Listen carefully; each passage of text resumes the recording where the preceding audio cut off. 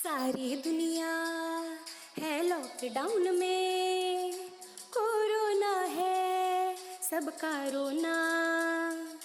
डरने वाली बात नहीं है, सावधानी हमको रखनी है। 1 मीटर की दूरी से ही बात है हम सबको करनी है। बच्चों आओ पढ़ो सभी, कोरोना से डरो नहीं। बच्चों आओ पढ़ो सभी, कोरोना से डरो नहीं। पढ़ना लिखना है सबको, आगे बढ़ना है सबको।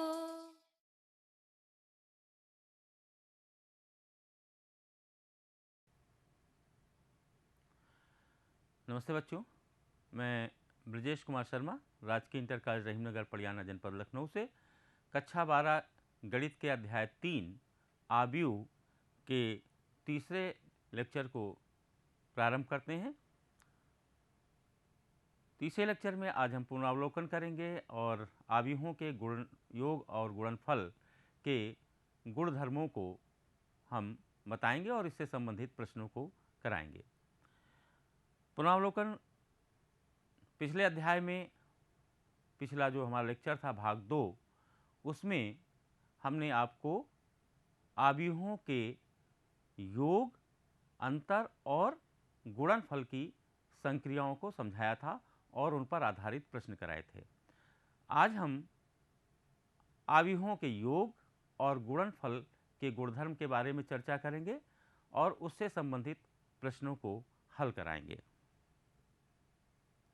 आव्यूहों के योग के गुणधर्म: यदि ए, बी तथा सी तीन m क्रॉस n कोट वाले आव्यूह हैं और 0 एक m क्रॉस n कोटि का एक शून्य आव्यूह है, तो पहला है a plus B is equal to B plus A. ये पहली प्रॉपर्टी है जिसको कि हम योग का क्रम विनिमय नियम भी कहते हैं। यानी कि क्रम विनिमय नियम क्या है कि हम दो आव्यूहों को किसी प्रकार से जोड़ सकते हैं, चाहे ए में बी जोड़ें या बी में ए जोड़ें, दोनों का मान बराबर होगा। तो योग का क्रम विनिमय नियम आव्यूह पर लागू होता है। दूसरा है ए प्लस बी आव्यूह को हम पहले जोड़ लें फिर सी को जोड़ें, या बी प्लस सी को हम पहले जोड़ लें और फिर ए में इस बी प्लस सी के योगफल को जोड़ें, तो दोनों के मान बराबर होंगे। यानी कि योग के सहचर का नियम आव्यूहों पर लागू होता है। तीसरा नियम है A plus zero is equal to zero plus A is equal to A. यदि ऐसा है कि A plus zero is equal to zero plus A, तो योग के तत्समक का अस्तित्व है। अर्थात दूसरे शब्दों में अगर हम कहें तो अगर A plus zero is equal to zero plus A is equal to A, तो जीरो जो है योग का जो शून्य आव्यूह है वो योग का तत्समक आव्यूह कहलाएगा। चौथा नियम है A plus minus A is equal to minus A plus A is equal to zero. यानी कि अगर हम एक आव्यूह और उसके ऋण आव्यूह को जोड़ें, चाहे ए प्लस माइनस ए या माइनस ए प्लस ए करें, तो और उसका योगफल शून्य आव्यूह आए, तो ये जो ऋण आव्यूह है माइनस ए, ये आव्यूह ए का प्रतिलोम आव्यूह कहलाता है। अर्थात योग के प्रतिलोम आव्यूह का भी अस्तित्व है। अब आते हैं आव्यूहों के गुणन का गुणधर्म। ए, बी और सी तीन आव्यूह हैं, तो सामान्यतः A B is not equal to B A. A और बी का गुणनफल निकालें और बी और ए का गुणनफल निकालें, तो ये इन जनरल सामान्य रूप से ये बराबर नहीं होते हैं। केवल एक कंडीशन, एक विशेष परिस्थिति है जब हम समान कोटि के दो विकर्ण आव्यूह ले लें। विकर्ण आव्यूह जानते हैं आप, जैसे ये 1 0 0 2, ये विकर्ण आव्यूह है 2 बाई 2 का। इस तरह से हम कोई दो समान कोटि के विकर्ण आव्यूह ले लें जिसमें केवल विकर्ण में संख्या होगी, बाकी शून्य होंगे अवयव। तो दो विकर्ण आव्यूहों का अगर हम गुणनफल निकालें, तो उस स्थिति में ए बी बराबर बी ए होगा, केवल उसी स्थिति में जब विकर्ण आव्यूह होंगे, तो वहां पर क्रम विनिमय नियम गुणन का लागू होता है। बाकी इन जनरल अन्य आव्यूहों में अगर सामान्य आव्यूह हैं, तो उसमें A B is not equal to B A होता है, यानी अक्रम विनिमयता होती है। दूसरा है ए बी आव्यूह का गुणनफल और फिर उसको हम सी से गुणा करें, आव्यूह सी से, तो वो बराबर होगा बी और सी का आव्यूह का गुणनफल निकालने और फिर ए और बी सी का जो परिणामी अवयव आया था उसका गुणनफल निकालें तो वो दोनों बराबर होंगे। इसे गुणन का साहचर्य नियम कहते हैं, यानी कि गुणन का साहचर्य नियम भी अवयव पर लागू होता है। तीसरा है वितरण नियम, जो कि अवयवों पर लागू होता है। b प्लस सी को जोड़ लें और b प्लस ए को b प्लस सी के योगफल से गुणा करें तो ये बराबर होगा a और b का गुणनफल प्लस a इंटू सी, यानी a और c का गुणनफल।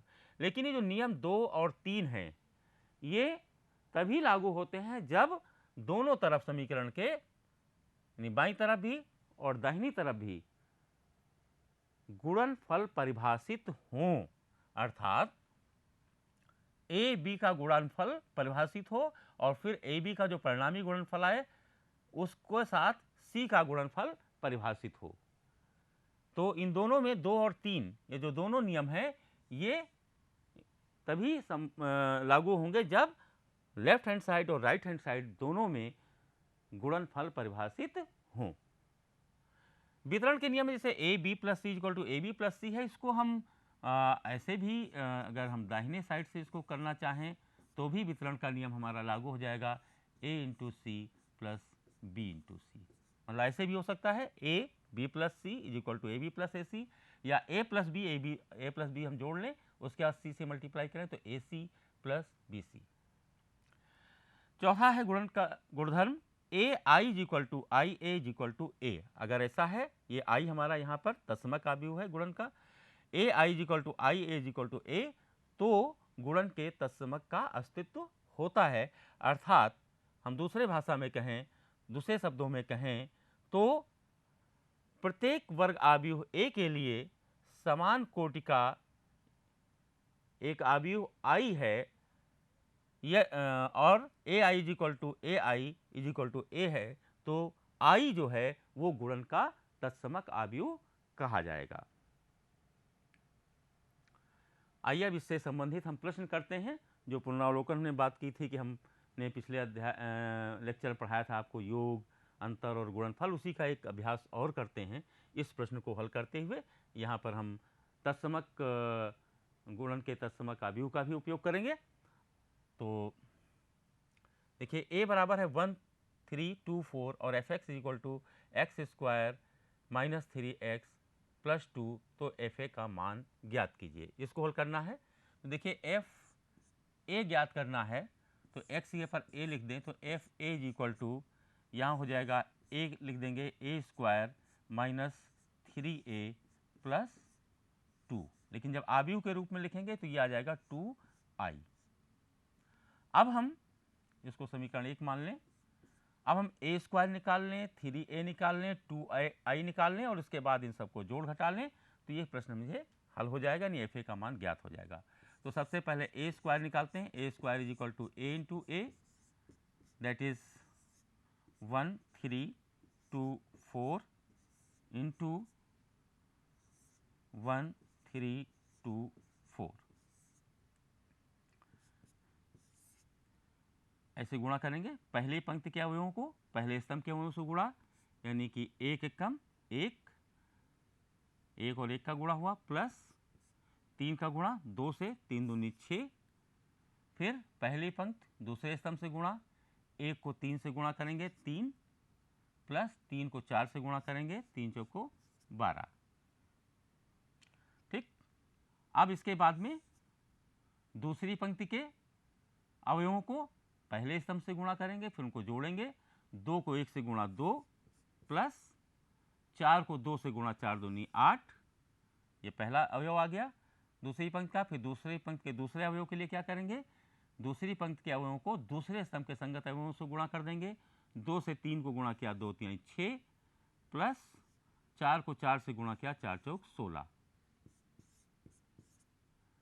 ये आ गया हमारे पास 1 6 7 12 3 15 8 2 10 और 16 6 22, ए स्क्वायर आ गया।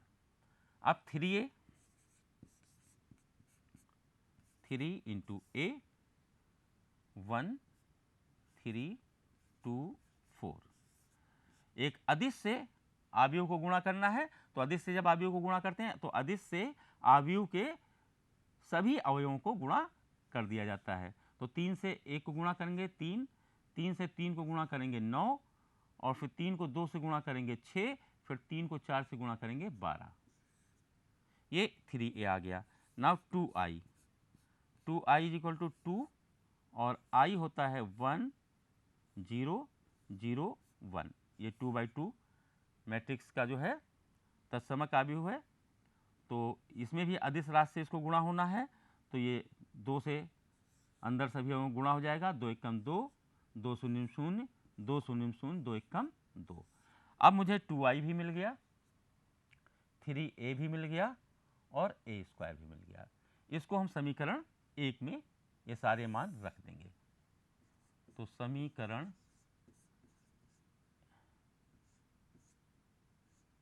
1 में मान रखने पर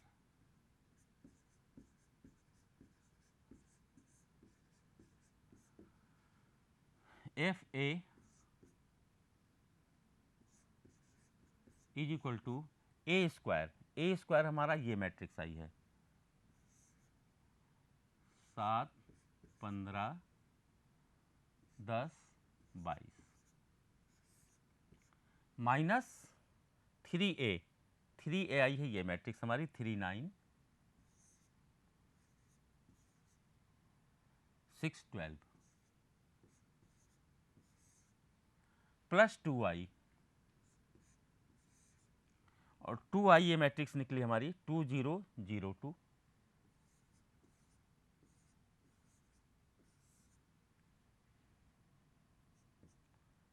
पहले हम घटा लेते हैं। 7 से 3 घटा देंगे 4 आएगा, 15 से 9 घटाएंगे 6 आएगा, 10 से 6 घटाया 4 आ गया, और 22 से 12 घटाया तो 10 आ गया। इन दोनों मैट्रिक्स के संगत अवयवों को हमने आपस में घटा दिया। प्लस ये मैट्रिक्स इसलिए हमने 2 0 0 2। अब इन दोनों मैट्रिक्स को हम जोड़ देंगे। 4 में संगत अवयव जोड़ जाएंगे। 4 में 2 जोड़ेंगे 6, 6 में 0 जोड़ेंगे 6, 4 में 0 जोड़ेंगे 4, और 10 में 2 जोड़ेंगे 12।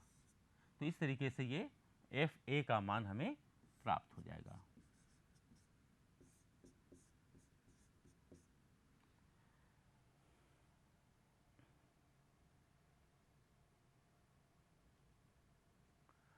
एक और प्रश्न करते हैं। x के किस मान के लिए 1 2 1 1 2 0 0 2 0 1 1 0 2 और 0 2 x बराबर 0 है। इससे हमें x का मान निकालना है। अगर हम इसको a मैट्रिक्स मान लें, इसको b मैट्रिक्स मान लें, इसको c मैट्रिक्स मान लें, तो हमें दिया हुआ है a b c is equal to 0। अब इनको गुणा करने के लिए साहचर्य नियम के अनुसार चाहे हम a और b को गुणा करके बाद में c से करें, या a b और c का पहले गुणा कर लें फिर हम a से गुणा करें, साहचर्य नियम के अनुसार दोनों सही हैं। तो हम पहले a b को हम गुणा कर लेंगे और फिर जो गुणनफल प्राप्त होगा उससे हम c को गुणा करेंगे। तो a b पहले निकालते हैं। a है 1 2 1, ठीक, और b है 1 2 0 2 0 1 और 1 0 2। इन दोनों को गुणा करना है।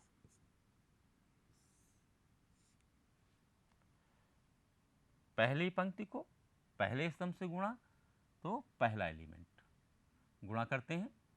1 को 1 से गुणा किया 1, प्लस 2 को 2 से गुणा किया 4, प्लस 1 से 1 को गुणा किया 1, पहला एलिमेंट मिल गया। अब पहली पंक्ति को दूसरे स्तंभ से गुणा करेंगे तो दूसरा एलिमेंट मिलेगा, यानी 1 को 2 से गुणा किया 2, फिर 2 को 0 से गुणा किया 0, 1 को 0 से गुणा किया 0, इनको जोड़ दिया आपस में। अब पहली पंक्तियों को तीसरे स्तंभ से गुणा करेंगे तो तीसरा एलिमेंट मिल जाएगा पहली पंक्ति का, तो 1 को 0 से गुणा करेंगे 0 आएगा, फिर 2 को 1 से गुणा करेंगे तो ये +2 हो जाएगा, और 1 से 2 को गुणा करेंगे तो ये +2 हो जाएगा। और इस तरीके से हमें ये मिल गया 4 1 5 1 6 2 और 2 2 4, ये मैट्रिक्स मिल गई। अब ए बी को हमें सी से गुणा करना है।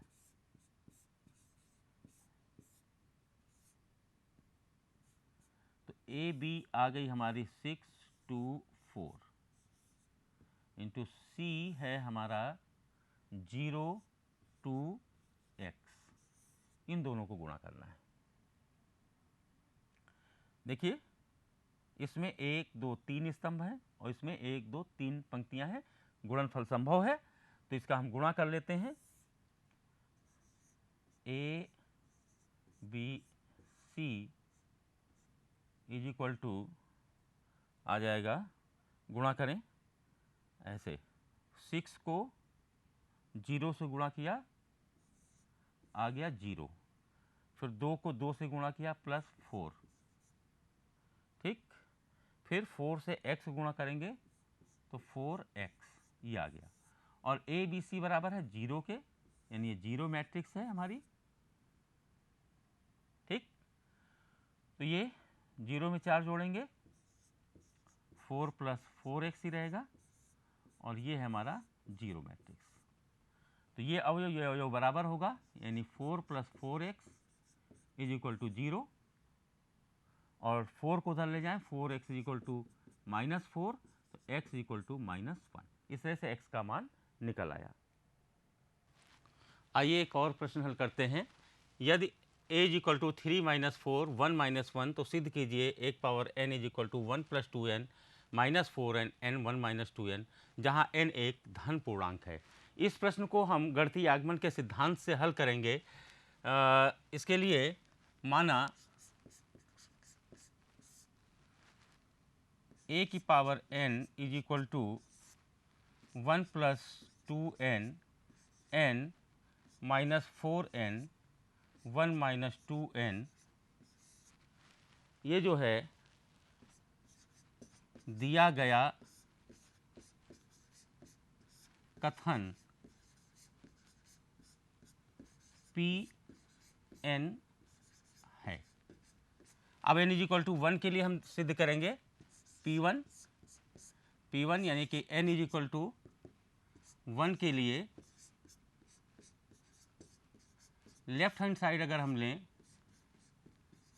ये है a की पावर n, तो n की जगह पर हम 1 रखेंगे तो a की पावर 1 यानी कि a, और a बराबर दिया हुआ है 3 - 4 1 -1, और राइट हैंड साइड जो है हमारा RHS, ये हो जाएगा, यहाँ पर जहाँ जहाँ n है वहाँ पर हम 1 रख दें, तो ये हो जाएगा 1 + 2 × 1 2 हो जाएगा, और यहाँ पर -4 × 1 4 हो जाएगा। n की जगह पर 1 रख देंगे, ये 1 - 2 × 1 2 हो जाएगा, और ये आ जाएगा हमारा 1 + 2 मिलकर के 3 -4 1, और 1 - 2 हो गया -1। अब देखिए लेफ्ट हैंड साइड और राइट हैंड साइड दोनों बराबर हैं। Left hand side is equal to right hand side, दोनों बराबर हैं, तो इसलिए P1 सत्य है। P1 सत्य है। अब हम मानेंगे, माना PK सत्य है, PK सत्य है, तो AK + 1 निकालेंगे। AK + 1 is equal to AK × A, और AK अभी हमने निकाला था, वो था 1 + 2K और K -4K और 1 - 2K × A। A हो जाएगा 3 -4 1 -1। गुणा कर देंगे इसको, अवयवों का गुणा, प्रथम पंक्ति को प्रथम स्तंभ से गुणा करेंगे, 1 + 2K को 3 से गुणा करेंगे तो 3 × 1 = 3 +3 × 2 = 6K और फिर 1 + 2 को 3 से गुणा किया और -4 के 1 से गुणा करके इसमें जोड़ेंगे तो -4 को 1 से गुणा करेंगे तो -4k ही रहेगा। और अब इस पंक्ति को दूसरे स्तंभ से गुणा कर देंगे तो 1 + 2k को -4 से गुणा करेंगे तो -4 -4 दूनी 8k और -4k को -1 से गुणा करेंगे तो माइनस माइनस हो जाएगा +4k। अब दूसरी पंक्ति का गुणा करेंगे तो दूसरी पंक्ति को प्रथम स्तंभ से गुणा करेंगे, यहाँ पर आ जाएगा k को 3 से गुणा किया 3k और 1 - 2k को 1 से गुणा किया तो +1 - 2k। फिर पहली पंक्ति को दूसरे स्तंभ से गुणा करेंगे, k को -4 से तो -4k और फिर -1 से गुणा करेंगे हम 1 - 2k को और इसमें जोड़ेंगे तो -1 को +1 से गुणा हुआ -1 हो गया, फिर माइनस माइनस प्लस हो गया और 2 एकम 2k। ये आ गया। 3 को हम लिख लें 1 + 2 और 6k से 4k निकल गया 2k बचा। ठीक, यहाँ पर 3k से 2k निकल गया k बचा +1। यहाँ पर -4 और -8k से 4k निकल जाएगा तो -4k।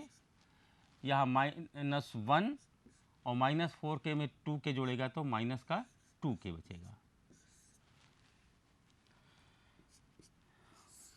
1 इसमें 2 कॉमन ले लें तो 1 + k, यहाँ पर -4 कॉमन ले लें तो 1 + k, यहाँ पर k + 1 है ऑलरेडी, यहाँ पर -1 को हम लिख सकते हैं 1 - 2 और -2k। इसके बाद इसको हम लिख सकते हैं 1 + 2, 1 + k को k + 1 और यहाँ -4 k + 1 और k + 1, यहाँ 2 कॉमन नहीं लेंगे तो 1 - 2 k + 1। तो जहाँ जहाँ k है वहाँ वहाँ पर k + 1 आ गया। इसका मतलब ये हुआ कि p k + 1 सत्य है। तो p k सत्य है लेकर के हमने सिद्ध कर दिया कि p k + 1 सत्य है। और जब p k + 1 सत्य है तो ये गणितीय आगमन के सिद्धांत से गणितीय आगमन के सिद्धांत से सभी धन पूर्णांक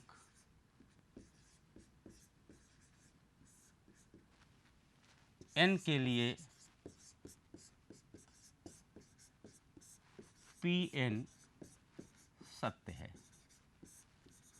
Pn सत्य है अर्थात अतः An = 1 + 2n n - 4n 1 - 2n, ये सत्य है और ये हमारा क्वेश्चन सिद्ध हो गया, प्रूव्ड।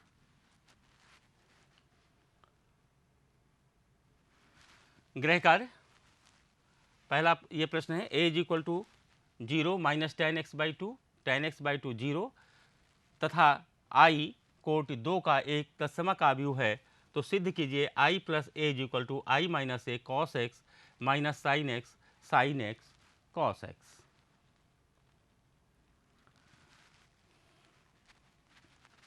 प्रस्तुत अध्याय के संबंध में पाठ्य सामग्री तथा अभ्यास कार्य मानव संसाधन विकास मंत्रालय भारत सरकार द्वारा विकसित दीक्षा मोबाइल एप्लीकेशन पर उपलब्ध है।